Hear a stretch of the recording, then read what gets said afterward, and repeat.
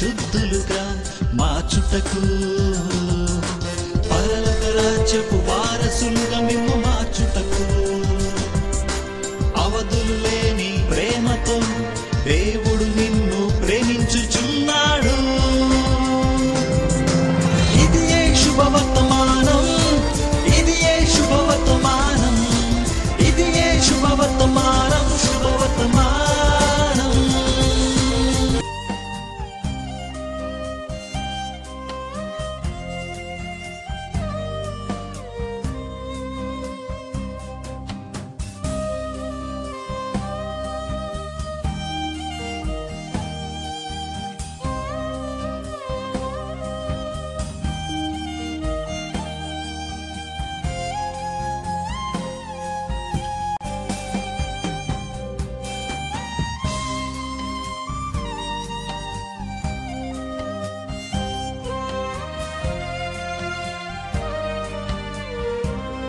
ప్రభు నామం పేరిట మీ అందరికీ నా వందనములు. రాజమండ్రి ప్రార్థనా మందిరం సమర్పిస్తున్న శుభవర్తమానం అను ఈ ఆధ్యాత్మిక టీవీ కార్యక్రమంలో దైవ సందేశమును brother S Samuel Priya Bharat గారు అందించెదరు.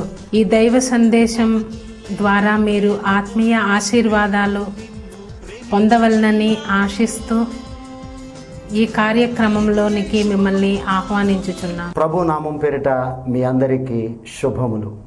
మిమ్మల్ని అందరినీ మరొక్కసారి ఆహ్వానిస్తూ ఉన్నాం.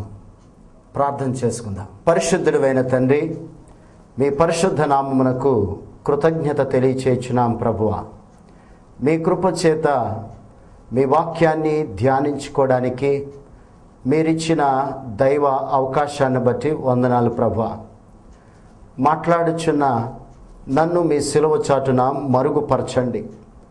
మా అందరితో మాట్లాడమని అడుగుచున్నాం. ప్రభువా, వాక్యాన్ని వినుచున్న ప్రతి బిడ్డతోనూ ప్రభువా, వారి ఆత్మీయ మేలుల కొరకు, ఆశీర్వాదం కొరకు మీ పరలోకపు వాక్కుతో దర్శించి మహిమ పొందమని యేసు నామములు అడుగుచున్నాము తండ్రి.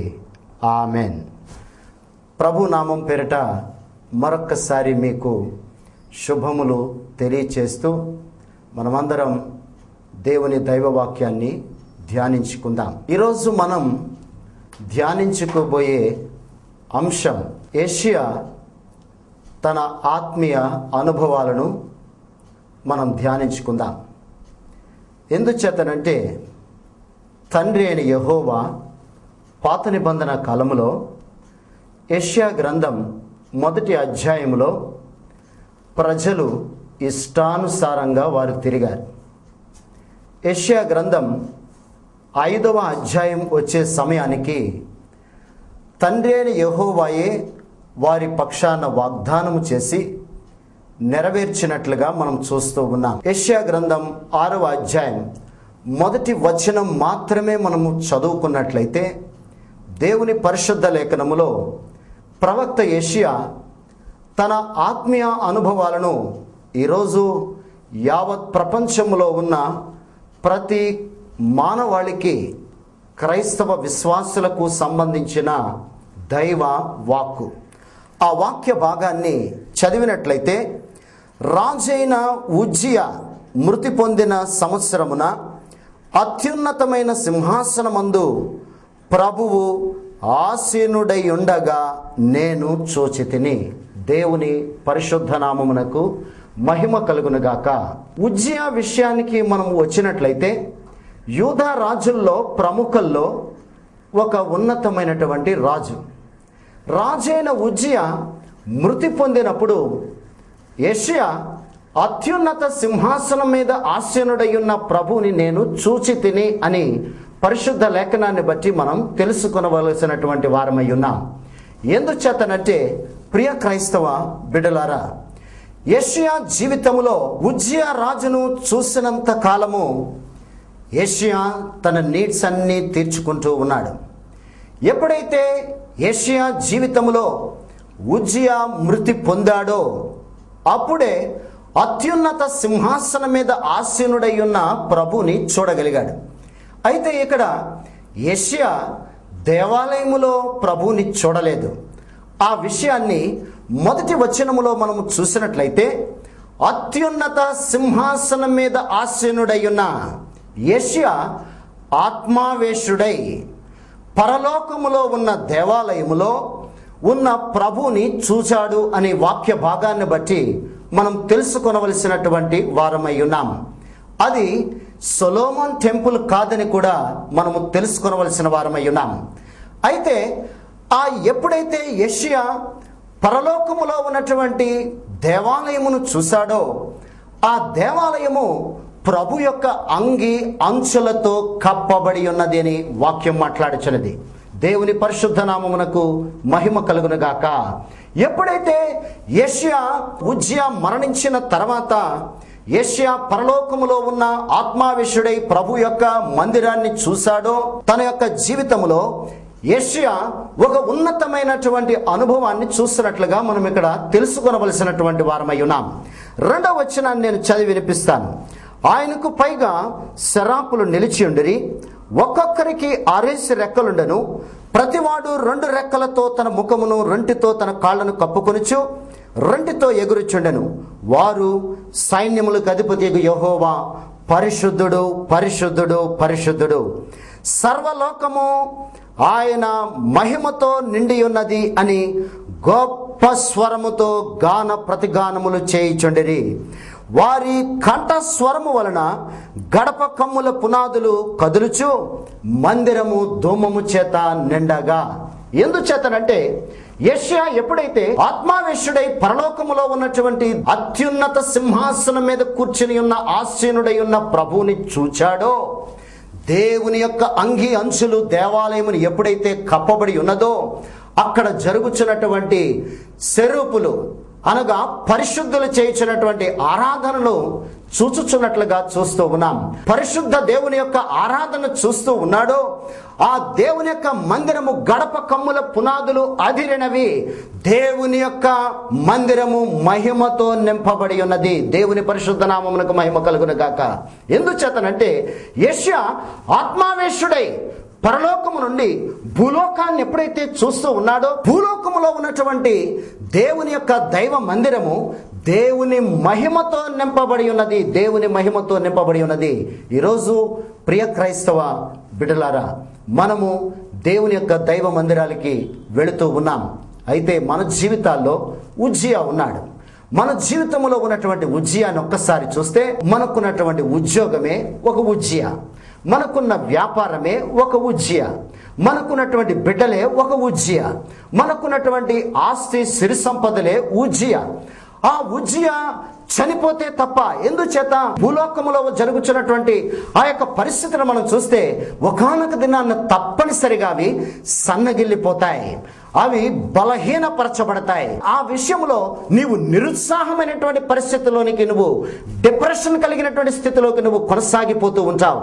యెషయా జీవితంలో చూసినటువంటి ఆ పరిస్థితిని చూసిన నీవు నేను తప్పనిసరిగా మన జీవితంలో ఉజ్జియా చనిపోతే తప్ప దేవుని యొక్క దేవాలయములో ప్రభు ఉన్నారని, ప్రభు యొక్క అంగి అంచులు దేవాలయమును కప్పబడి ఉన్నవని మనము తెలుసుకొనవలసినటువంటి వారమై ఉన్నాం. అంగి విషయానికి వస్తే, మందిరము అంగి అంచులతో కప్పబడి ఉన్నది. ఎందుచేత క్రొత్త నిబంధన కాలములో దేవుని యొక్క అంగి అంచులలో దేవుని యొక్క పరలోకపు శక్తి ఉన్నది.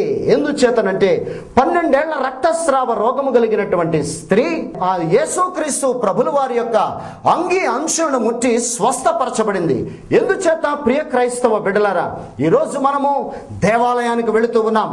దేవాలయము దేవుని యొక్క అంగి అంచులతో కప్పబడి ఉన్నదని, దేవాలయములో జరుగుతున్నటువంటి ఆరాధనలో నీవు నేను పాల్గొంచు, దేవాలయములో జరుగుతున్నటువంటి ఆరాధనలో పరలోకము నుండి దేవదూతలు మనతో కలిసి గాన ప్రతిగానములు చేస్తూ ఉంటే గడప కమ్ముల పునాదులు అదిరెను, దేవాలయము దేవుని యొక్క మహిమతో నింపబడినని వాక్యము ద్వారా తెలుసుకొనవలసిన వారమై ఉన్నాం. ఈరోజు మనము దేవుని దైవ మందిరమునకు వెళుతూ ఉన్నాం.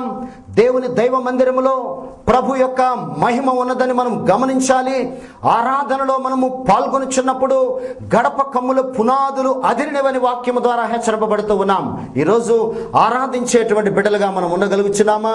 అనేక మంది ఆరాధనలో పాల్గొనుటూ పాటలు పాడలేనటువంటి స్థితి, లేదా చప్పట్లు కొట్టలేనటువంటి పరిస్థితి, లేదా దేవుని సన్నిధిలో ప్రభు యొక్క మహిమ ఉన్నదని గుర్తించలేనటువంటి పరిస్థితిలోనే మనము కొనసాగుతూ ఉన్నామా?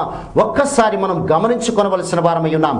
అయితే ఇక్కడ యేషయా పరలోకపు అత్యున్నత సింహాసనం మీద ఆసీనుడై ఉన్నటువంటి అనుభవంలోనికి మనల్ని తీసుకుని వెళ్ళినప్పుడు, ఆ అత్యున్నత సింహాసనములో ఆసీనుడై ఉన్న ప్రభు యొక్క ఉన్నతమైనటువంటి ఉద్దేశాలను యేషయా చూచి ఉన్నాడు. ఏమనంటే, దేవుడు శక్తిమంతుడని విశ్వసించాడు, దేవుడు ఏదైనా చేయగలడని నమ్మాడు, నిత్య జీవమున్నదని విశ్వసించాడు, పరలోక రాజ్యమున్నదని విశ్వసించాడు. ఈరోజు ప్రియ క్రైస్తవ బిడ్డలారా, దైవ మందిరములో ఉన్నప్పుడే ఆ పరలోకపు దర్శనాన్ని, ఆ పరలోకపు అనుభవాన్ని, యేషయా ఏ రీతిగా అయితే ఆ అనుభవాన్ని మన ముందుంచాడో, ఆ అనుభవంలోనికి మనమును నడవగలిగినట్లయితే మన జీవితంలో ఉన్న ఉజ్జియా చనిపోయినప్పుడే ఆ అనుభవంలోనికి మనము వెళ్ళగలమన్న విషయాన్ని చాలా జాగ్రత్తగా గమనించుకొనవలసినటువంటి వారమై ఉన్నాం. యేషయా మొట్టమొదటిగా ప్రభువుని మందిరములో చూశాడు. రెండవదిగా యేషయా ఎప్పుడైతే దైవ దర్శనములో ప్రభువుని చూచాడో, రెండవది 4వ వచనాన్ని నేను చదివి వినిపిస్తాను. వారి కంఠస్వరము వలన గడప కమ్ముల పునాదులు కదులుచు మందిరము ధూమము చేత నిండగా. ఎప్పుడైతే యేషయా ఆత్మావేశుడై పరలోకములో అత్యున్నత సింహాసనం మీద ఆసీనుడై ఉన్న ప్రభువుని చూచాడో, ఆ గడప కమ్ముల పునాదులు అదురుచు మందిరము ఎప్పుడైతే ధూమము చేత నింపబడిందో, యేషయా తనెవరో తను తెలుసుకోగలుగుచున్నాడు. 5వ వచనములో, నేను అయ్యో అపవిత్రమైన పెదవులు గలవాడను, అపవిత్రమైన పెదవులు గల జనుల మధ్య నేను నివసించుచున్నాను, నేను నశించి తిని. యేషయా ఎప్పుడైతే దేవుని దైవ మందిరములో ప్రభువును చూచాడో, తనెవరో తను చూసుకోగలిగాడు. చూసుకున్న తన పరిస్థితిని 3 రకాలుగా తన యొక్క జీవితంలో ఒప్పుకుంటున్నట్లుగా చూస్తూ ఉన్నాం. ఆ 3 రకాలైనటువంటి కార్యాలు చూస్తే, నేను అపవిత్రుడిని, నేను అపవిత్రమైన పెదవులు గలవాడును, అపవిత్రమైన పెదవులు గల జనుల మధ్య నివసిస్తున్నాను, నేను నశించి తిని అని తెలియపరుస్తూ ఉన్నాడు. ప్రియ క్రైస్తవ బిడ్డలారా, ఎందుచేతనంటే సెరుపులని మనం ఇందాక ధ్యానించుకున్నాం. ఆ సెరుపులు పరిశుద్ధులతో పరిశుద్ధ ఆరాధనలో పాల్గొన్నప్పుడు తన యొక్క ఆత్మీయ స్థితిని, తను ఎప్పుడైతే తను అపవిత్రుడిని, అపవిత్రత కలిగినటువంటి స్థితిలో నేను కొనసాగుతున్నాను, అపవిత్రత గల జనుల మధ్యన నేను ఉంటున్నాను అని ఎప్పుడైతే యేషయా అంగీకరించాడో, తన యొక్క పరిస్థితిని ఇక్కడ నేను చదివి వినిపిస్తాను.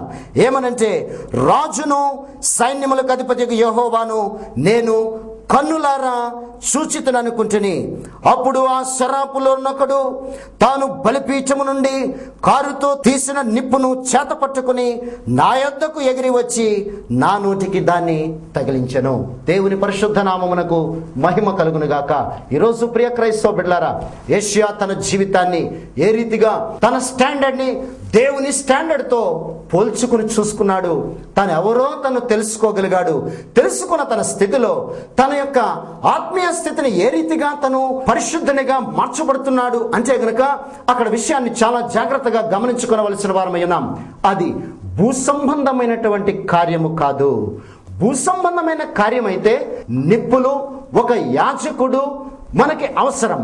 అయితే అది పరసంబంధమైనటువంటి కార్యము గనక యేషయా ఆ శరాపులలోనే, ఆ పరిశుద్ధులలోనే శరాపులలో ఒకడు కారుతో తీసినటువంటి నిప్పుతో తన పెదవులను తాకినప్పుడు, తన పెదవులలో నుంచి వచ్చినటువంటి మాట హృదయానికి సంబంధించినది.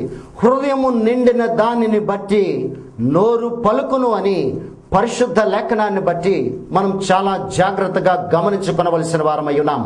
అందుచేతనే యెషయా అంటున్నాడు, నా యొక్క పెదవులు అపవిత్రం, నా హృదయము బాగులేదు, నా హృదయాన్ని బాగు చేయమని తనంతట తానుగా ఎప్పుడైతే అప్పగించుకొని ఉన్నాడో, పరిశుద్ధాత్మ దేవుని యొక్క ఒప్పింపుకు తనెప్పుడైతే ఒప్పుకోగలిగాడో, ఆ పరలోకము నుండి కారుతో తీసినటువంటి నిప్పుతో తన పెదవులను తాకినప్పుడు తాను పరిశుద్ధుడిగా మార్చబడ్డాడు.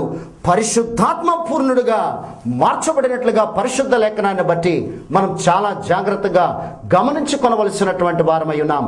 ఈరోజు ప్రియ క్రైస్తవ బిడ్డ, ఈ వాక్యాన్ని వినుచున్న నీవు, యేషయా ఎప్పుడైతే ఈ రెండవ అనుభవం ప్రభువుని చూశాడో, తనెవరో తను తెలుసుకోగలిగాడో, తను తెలుసుకున్నటువంటి స్థితి ఈరోజు నీవును నేనును దైవ మందిరానికి వెళుతూ ఉన్నాం. మందిరములో ప్రభు ఉన్నాడని ప్రభువును నువ్వు చూస్తే నువ్వు నిజముగా నువ్వెవరో నువ్వు తెలుసుకోగలగలవు. నువ్వెవరో నువ్వు తెలుసుకోగలిగినప్పుడు నువ్వు నిజంగా ప్రభుకి నీలో ఉన్న అపవిత్రతను సమర్పించుకోగలుగుతూ ఉన్నావా? యేషయా ఆ రోజు తన పెదవులే అపవిత్రమైన పెదవులు గనుక సమర్పించుకోగలిగాడు. ఈరోజు ప్రియ క్రైస్తవ బిడ్డ, మన పాదాలు అపవిత్రత కలిగినవేమో, మన చేతులు అపవిత్రత కలిగినవేమో, మన పాదాలు దేవుని దైవ మందిరానికి వెళ్ళలేనటువంటి పాదాలేమో, దేవుని సువార్తకు వెళ్ళలేనటువంటి పాదాలేమో, మన యొక్క చేతులు జీవ గ్రంథాన్ని చేతపుచ్చుకోలేనటువంటి చేతులేమో, మన కళ్ళు దైవవాక్యాన్ని చూడలేనటువంటి కళ్ళేమో, మన చెవులు దేవుని దైవవాక్యాన్ని వినలేనటువంటి పరిస్థితిలో మనం ఉన్నామేమో, దేవుని దైవవాక్యాన్ని చదవలేనటువంటి పరిస్థితిలో మనం ఉన్నామేమో. నీవు నేను సమర్పించుకుని ప్రభు సముఖంలో ఒప్పుకొనవలసినటువంటి వారమై ఉన్నాం. ఎందుచేతనంటే యేషయా తన ఆత్మీయ స్థితిని మనం ముందుంచాడు. ఈరోజు నువ్వు నేను మందిరానికి వెళుతూ ఉన్నాం. మందిరములో ప్రభు ఉన్నాడని విశ్వసించాలి, మందిరములో మహిమ ఉన్నదని విశ్వసించాలి, మందిరములో దేవుని యొక్క ధూమము చేత నింపబడిందని నువ్వు విశ్వసిస్తే నువ్వు నేను నిజముగా మనము మన యొక్క స్థితిని మనం ఏమై ఉన్నామో దేవుని సన్నిధిలో మనము ఒప్పుకోగలిగితే ప్రభు నిన్ను నన్ను ఆ పరిశుద్ధాత్మ శక్తితో, ఆ పరలోకపు శక్తితో మనను దర్శించాలన్నదే దేవుని యొక్క అనాది సంకల్పం. ఎందుచేతనంటే నువ్వు నేను ఒప్పుకొనవలసినటువంటి వారమయ్యాం. ఎందుచేత 1 యోహాను 1వ అధ్యాయం 9వ వచనములో మనము చూడగలిగినట్లయితే పరిశుద్ధ లేఖనములో ఇలాగూ వ్రాయబడి ఉన్నది, మన పాపములను మనము ఒప్పుకొనిన ఎడల ఆయన నమ్మదగిన వాడును నీతిమంతుడును గనుక మన సమస్త దుర్నీతి నుండి కడిగి మనలను పవిత్రులుగా చేయను. దేవుని పరిశుద్ధ నామమునకు మహిమ కలుగును గాక. అందుచేతనే యేషయా తన యొక్క అపవిత్రతను ఒప్పుకోగలిగాడు. రెండో విషయాన్ని మనం చూసాం. ఈరోజు నువ్వు నేను మనలో ఉన్న అపవిత్రతను మనము ఒప్పుకొనగలిగినట్లయితే, యేషయా 3వ ఆత్మీయ స్థితిని మనము చూసినట్లయితే, యేషయా పరిశుద్ధాత్మ వేషుడై పరిశుద్ధాత్మ అగ్నితో, ఏ రీతిగా పరిశుద్ధాత్మ అగ్ని ఒప్పుకోలు ఏ రీతిగా జరిగిందంటే ఇక్కడ 2 విషయాల్ని మనం చూడబోతూ ఉన్నాం. యెషయా గ్రంథం 6వ అధ్యాయం 7వ వచనం, ఇది నీ పెదవులకు తగిలిన గనుక నీ పాపమునకు ప్రాయశ్చిత్తమాయను, నీ దోషము తొలగిపోయెను అనెను. దేవుని పరిశుద్ధ నామమునకు మహిమ కలుగును గాక. ఎందుచేత నీ దోషము తొలగిపోయెను. నీ దోషము తొలగిపోయినంటే నీ దోషము రక్తము చేత తొలగిపోయెను, నీ పాపము అగ్ని చేత కాల్చబడింది. నీ దోషము రక్తము చేత, నీ పాపము అగ్ని చేత కాల్చబడినట్లుగా పరిశుద్ధ గ్రంథాన్ని బట్టి మనము చాలా జాగ్రత్తగా గమనించుకొనవలసినటువంటి వారమై ఉన్నాం. ప్రియ క్రైస్తవ బిడ్డ, యేషయా తన ఆత్మీయ అనుభవాన్ని మన ముందుంచాడు. ఈరోజు నువ్వు నేను ప్రభువును చూసే బిడ్డగా, మనమెవరమో మనం తెలుసుకునే వారిగా, మన పాపాలను మన దోషాలను సమస్త దుర్నీతి నుండి ఆయన విమోచించేవాడని నువ్వు విశ్వసించగలిగితే నిజముగా యేషయా 3వ ఆత్మీయ అనుభవాన్ని కూడా మన ముందుంచాడు. ఆ 3వ ఆత్మీయ అనుభవమే ఉన్నతమైన దైవ దర్శనాన్ని చూశాడు. ఆ దర్శనములో దేశానికి అవసరతను చూశాడు, ప్రభుకి కూడా ఒక అవసరతను కూడా చూశాడు. ఆ అవసరతను మనం చూసినట్లయితే యేషయా చూసినటువంటి దేశానికి ఉన్నటువంటి అవసరత యావత్ ప్రపంచానికి, దేశానికి ఒక దేవుడు కావాలన్నది చూశాడు దర్శనములో. రెండవది, ప్రభుకి ఈ లోకములో పరిచర్య చేసేటువంటి సేవకుడు కావాలని కూడా చూశాడు. అయితే యేషయా ఆ దర్శనాన్ని ఏ రీతిగా ఒప్పుకుంటున్నాడో మనం చూస్తే ఆ ముందు వచనాల్లో ఆయన అంటున్నాడు, అయ్యో అయ్యో, ఈ యావత్ ప్రపంచమంతటా దేశమంతటా ప్రజలు అయ్యో ఈ శ్రమల నుంచి నేను ఎలా విడుదల పొందగలను, అయ్యో ఈ కష్టాల నుంచి నేను ఎలా విడుదల పొందగలను, అయ్యో ఈ వ్యాధుల నుంచి నేను ఎలా విడుదల పొందగలను, అయ్యో ఈ బిడ్డల సమస్యల నుంచి ఎలా విడుదల పొందగలను, ఈ ప్రపంచంలో వస్తున్నటువంటి ఉపద్రవాల నుంచి అయ్యో నేను ఎలా విడుదల పొందగలను అనేటువంటి దర్శనాన్ని చూసినటువంటి యెషయా ముందుగా అయ్యో నేనెంత అపవిత్రత కలిగినటువంటి వాడునో అని రెక్టిఫై చేసుకున్నాడు గనుక ఇప్పుడు అటువంటి ప్రజలకు తీర్పు తీర్చడానికి, అటువంటి ప్రజలకు ప్రవచనాలు పలకడానికి, దేవుని కొరకు ఉపయోగపడే ఒక దైవ సేవకుడుగా మార్చబడడానికి ఆ దేవుని దైవ దర్శనములో ప్రభుకి వాలంటరీగా తనంతట తానుగా ఎవరున్నారు నా పని నిమిత్తము అని ప్రభు అడిగినప్పుడు నేనున్నాను ప్రభువా, నేనున్నాను ప్రభువా. దేవుని పరిశుద్ధ నామమునకు మహిమ కలుగునుగాక. ఈరోజు ప్రియ క్రైస్తవ బిడ్డ ఆలోచన చేయి. ఎందుచేతనంటే ఈ లోకములో నశించిపోతున్నటువంటి ఆత్మల కొరకు ప్రభు యావత్ ప్రపంచం మీద భారము బాధ్యత అప్పగించి ఉన్నారని పరిశుద్ధ గ్రంథాన్ని బట్టి, యెషయా ఆత్మీయ అనుభవాలను బట్టి మనము చాలా జాగ్రత్తగా గమనించుకొనవలసిన వారమై ఉన్నాం. అయితే పాత నిబంధన కాలములో మోషేతోనూ యిర్మీయాతోనూ తండ్రి అయిన యెహోవాయే ఆయన డిస్కస్ చేసినట్లుగా చూస్తూ ఉన్నాం. నా పరిచర్య చేయండి. ఆనాడు మోషేతో మండుచున్న పొద యొద్దకు తీసుకుని వచ్చినప్పుడు మోషే నీ చెప్పులు విడువు, నీ పాదాలను పరిశుభ్రపరచుకో, మోషేతో సంభాషించి ఆయన పిలిచినట్లుగా చూస్తూ ఉన్నాం. అదే రీతిగా ప్రవక్త యిర్మీయాతో, యిర్మీయా తల్లి గర్భములో ఉన్నప్పుడే నేను నిన్ను రూపించుకున్నాను, పిలుచుకున్నాను, నువ్వు నాకు కావాలి, నీ నోటికి నేను తోడై ఉంటాను, నా పరిచర్య చెయ్యని యిర్మీయాను కూడా పిలిచి ఉన్నట్లుగా చూస్తున్నాం. కానీ ఇక్కడ యెషయా విషయానికి వచ్చినట్లయితే యెషయా అంతటి యెషయా తెలియపరుస్తున్నాడు, నా అంతట నేనుగా వాలంటరీగా ప్రభువా నీ పరిచర్య నిమిత్తము నేనున్నాను ప్రభువా, నేనున్నాను ప్రభువా, నేనున్నాను ప్రభువా. ఈరోజు నీవు నేను ఆ మాట చెప్పగలుగుచున్నామా? ఒక్కసారి మనల్ని మనం పునర్విమర్శ చేసుకొనవలసిన వారమై ఉన్నాం. ఎందుచేతనంటే ఈ రోజుకి అదే ప్రశ్న యావత్ ప్రపంచానికి వినిపించుచున్నది. అదే ప్రశ్న, నా పని నిమిత్తం ఎవరున్నారు అనేటువంటి ప్రశ్నే యావత్ ప్రపంచానికి వినిపించుచున్నది. నీ మాట ఏంటో ఒక్కసారి ఆలోచన చేసుకో.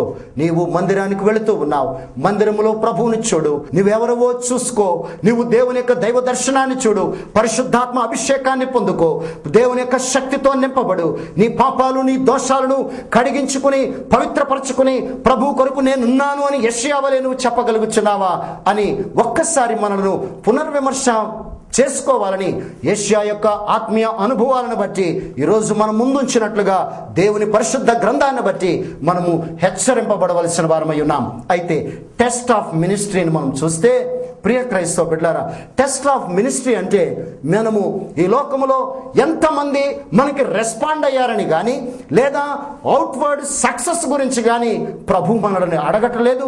ప్రభు మనల్ని అడిగేదల్లా ఒకే ఒక విషయం, నువ్వు నా కొరకు ఎంత నమ్మకస్తుడుగా ఉన్నావు, నీవు నా కొరకు ఎంత నమ్మకస్తుడుగా ఉన్నావు. దేవుని పరిశుద్ధ నామమునకు మహిమ కలుగునుగాక. ఎందుచేతనంటే ప్రభు యావత్ ప్రపంచములో ఉన్న ప్రతి క్రైస్తవ బిడ్డను పిలుపులో గల ఉన్నతమైన ఉద్దేశము భూ దిగంతముల వరకు నశించిపోతున్న ఆత్మల భారము కలిగి మనము దేవుని యొక్క స్వార్థ పరిచర్యలో ముందుకు కొనసాగాలన్నదే దేవుని యొక్క అనాది సంకల్పం. ప్రియ క్రైస్తవ బిడ్డలారా, టీవీ ముందు కూర్చున్న మీ అందరికీ దేవుని యొక్క స్వార్థ పనిచేస్తున్నటువంటి ఒక సేవకునిగా నేను మిమ్మల్ని ప్రార్థనాపూర్వకంగా అడుగుచూ ఉన్నాను. వాక్యాన్ని వినిచిన మనము యెషయా తన యొక్క పవిత్రమైన జీవితాన్ని మన ముందుంచారు. ఈరోజు యెషయా ఎప్పుడైతే ప్రభువుని చూసి తనెవరో తను తెలుసుకుని యావత్ ప్రపంచానికి ప్రవచనాలు చెప్పేటువంటి ఒక ఉన్నతమైనటువంటి పెదవులుగా ప్రభు చేశారు. ఈరోజు నీ మాట ఏంటో ఒక్కసారి ఆలోచన చేసుకో. ప్రభు నిన్ను వాడుకోబోతూ ఉన్నారు. నీవు నశించిపోతున్న నీ కుటుంబ సభ్యుల కొరకు, లేదా నశించిపోతున్న నీ సంఘ బిడ్డల కొరకు, నశించిపోతున్న నీ కొలీగ్స్ కొరకు, నశించిపోతున్న నీ అనేక మంది ప్రజల కొరకు భారము బాధ్యత కలిగి మనము దేవుని యొక్క రాజ్యవ్యాప్తిలో ఉపయోగపడాలి అంటే గనక యెషయా తన 4 అనుభవాలను ఈరోజు మనమును అనుభవించవలసినటువంటి వారమై ఉన్నాం. అటువంటి ధన్యకరమైన జీవితాన్ని ఆ పరిశుద్ధాత్మ దేవుడు మనకందరికీ అనుగ్రహించును గాక. ఆమేన్. తలలు వంచినట్లయితే మనం ప్రార్థన చేసుకుందాం. ప్రార్థనలో ఏకీభవించండి. ప్రభు మన పట్ల చేయబో కార్యాలకు ముందుగా కృతజ్ఞత తెలియచేద్దాం. పరిశుద్ధుడైన తండ్రి, మీ పరిశుద్ధ పాదాలకు కృతజ్ఞత ప్రభువా.